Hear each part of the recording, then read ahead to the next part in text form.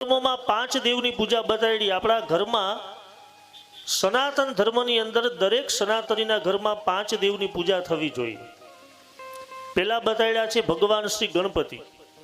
ગણપતિ બાપા આપણા બધાના ઘરમાં હોવા જોઈએ, એની પૂજા થવી જોઈએ। બીજા બતાડ્યા દુર્ગા। દુર્ગા એટલે આપણી કુળદેવી, જે આપણા કુળદેવી હોય એ દુર્ગાની પૂજા આપણા ઘરમાં થવી જોઈએ। ત્રીજું બતાડ્યું ભગવાન શિવ। શિવ આપણા ઘરમાં જોઈએ।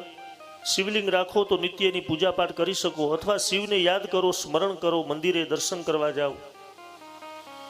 ચોથા બતાડ્યા ભગવાન પ્રત્યક્ષ એ સૂર્યનારાયણ। સૂર્ય ભગવાનની પૂજા આપણા ઘરમાં દરરોજ થવી જોઈએ। અને પાંચમા દેવ બતાડ્યા વિષ્ણુ ભગવાન।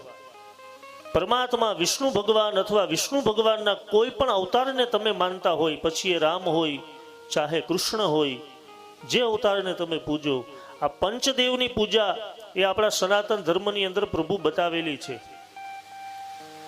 એટલે